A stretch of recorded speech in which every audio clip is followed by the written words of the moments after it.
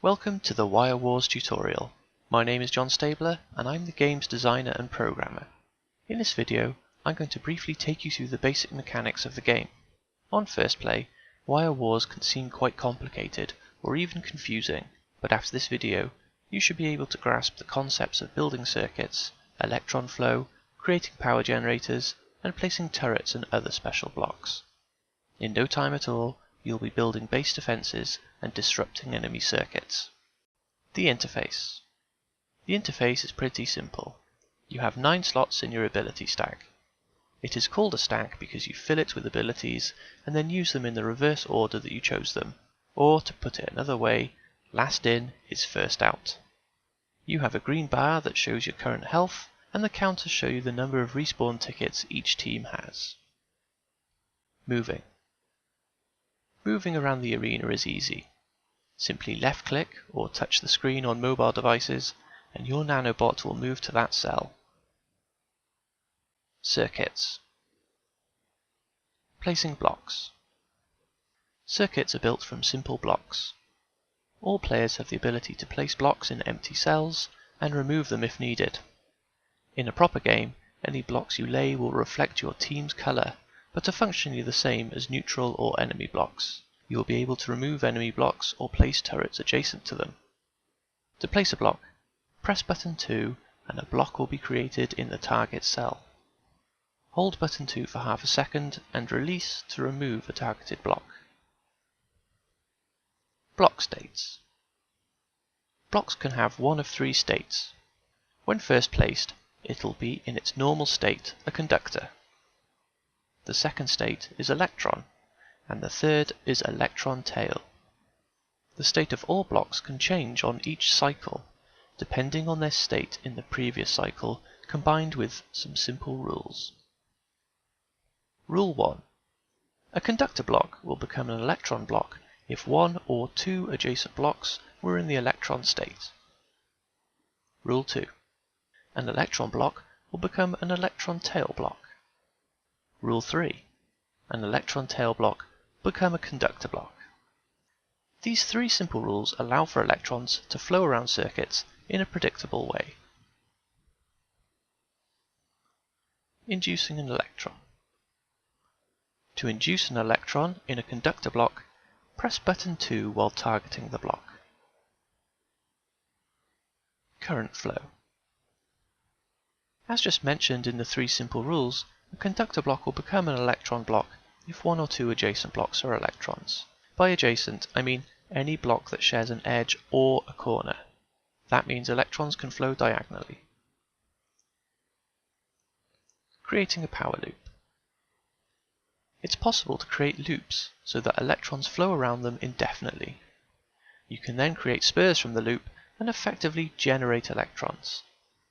These loops, depending on their size, will therefore produce electrons at a specific frequency. For example, a circuit made of 8 blocks, 3 on top, 3 on bottom, and 2 at the ends, will produce a signal of 1 electron every 8 cycles. It's best to think of the signal as a recurring pattern of binary digits. For example, 1000, 0000. This concept is important when trying to predict how turrets will behave. Special blocks. When you have a special block, such as a turret, as the current ability in your stack, it can be placed by targeting an empty cell and pressing the 3 button. Some special blocks require you to place them adjacent to a circuit for them to work, while others do not. Turrets. The basic turret produces fireballs and requires a simple signal of 1 electron every 8 cycles, or, if you remember the binary digit pattern from earlier, 1 and then 7 zeros. You can change a turret so it fires swarms of virus nanobots by changing the signal it receives to 1, 0, 1 and then 5 zeros. This can be done easily by placing a couple of additional blocks.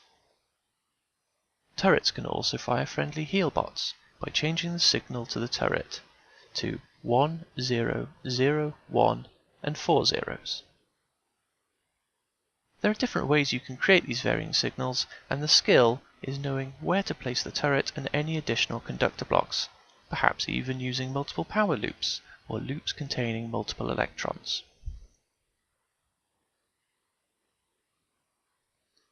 Permeable blocks.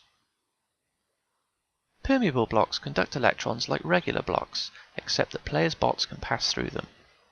They block direct attacks and nanobots. Although any blocks you may create will appear transparent to you and your teammates, they'll look like normal blocks to players on the opposing team. Other special blocks. Other special blocks include portal network nodes, which don't require signals, and capacitor bombs that explode after receiving a certain number of electrons. I'll let you try these out yourself. Base blocks. The most important block in the game is the base block, of which each team starts with one. The base block needs to be powered if players are to be able to access its armory. It requires the same signal as the basic turret, 1 and 7 zeros. The base must be protected for two reasons. Firstly, it is the only source of weapons and abilities that your team has. If the enemy cuts or disrupts the signal to it, then you're in trouble. Secondly, if the enemy destroys your base, then it's game over. They win and you lose. Weapons and abilities. Weapons and abilities can be loaded into your stack by going to your base and pressing button 3. You won't be able to access the opposing team's base. Controls. And now just a recap of the controls. Button 1, the left mouse button, is for selecting the cell you want to move to. Button 2, the right mouse button, is for creating or removing blocks, inducing electrons in conductor blocks, or accessing base blocks. Button 3, the middle mouse button or spacebar, activates whatever ability is currently on the top of your stack.